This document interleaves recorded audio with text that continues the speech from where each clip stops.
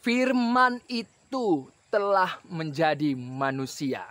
Saudara, seringkali orang-orang bodoh yang binasa itu membuat diri mereka sendiri yang bodoh. Kalau kita dengar kapan Yesus menjadi Tuhan, bagaimana mungkin manusia menjadi Tuhan? Ini adalah satu alasan-alasan yang dibuat oleh orang-orang bodoh yang binasa. Kenapa saya mengatakan orang-orang bodoh yang binasa? Saudara, upah dosa adalah maut.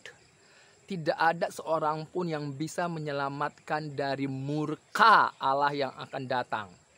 Nggak ada, saudara. Nggak ada. Tidak ada seorang pun yang benar. Kenapa? Karena semua orang telah berdosa. Lahir dari membawa gennya Adam dan Hawa. Jadi gen daging, gen Adam dan Hawa itu ada dalam diri kita. Kita bawa dalam diri kita. Maka akhirnya dikatakan bahwa semua orang telah berdosa.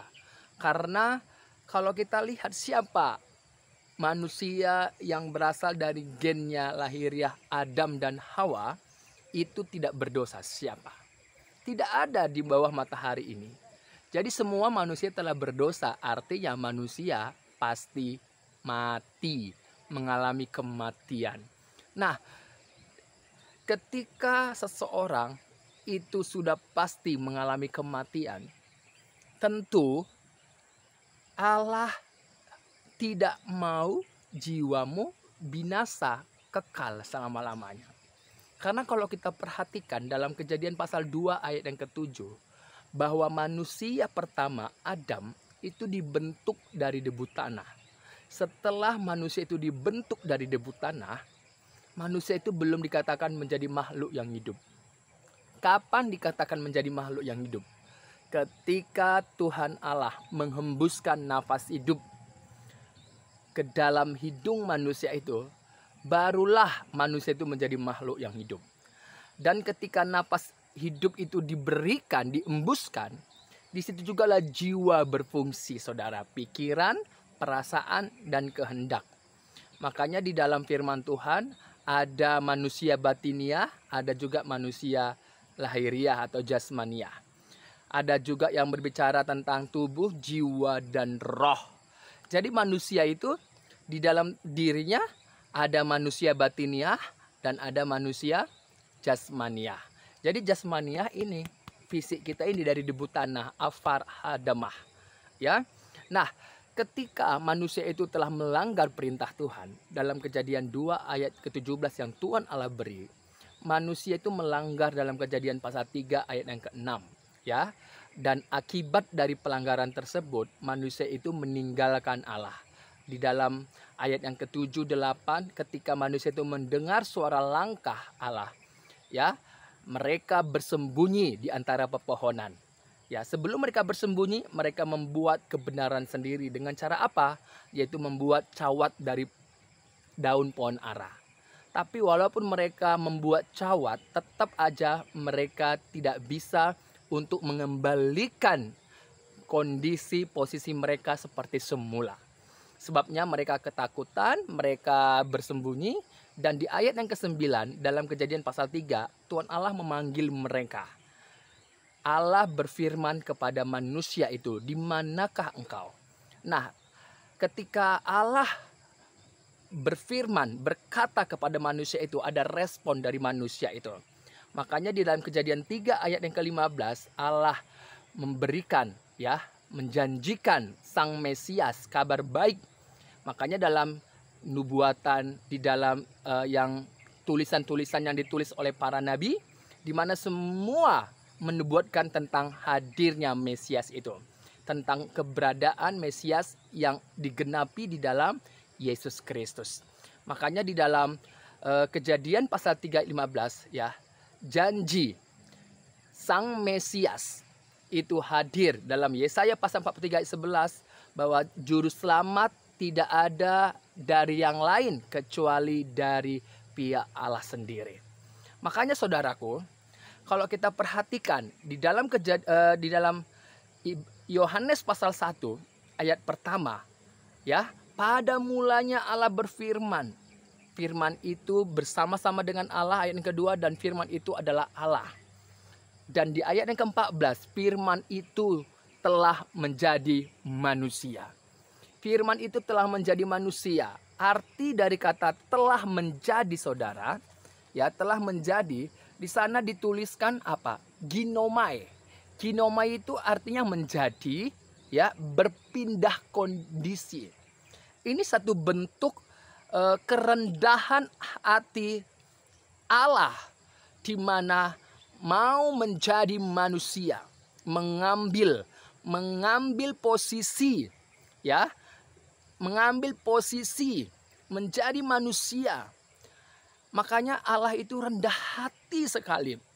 Seperti yang dikatakan oleh Yesus, belajarlah kepadaku karena aku lemah lembut dan rendah hati.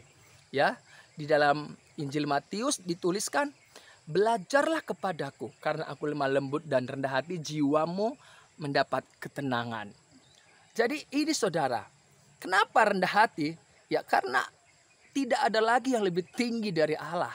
Sebab Allah itu adalah pencipta segala sesuatu.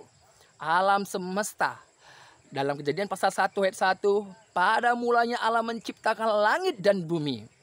Jadi nggak mungkin lagi Allah meninggikan dirinya, karena dia adalah pencipta.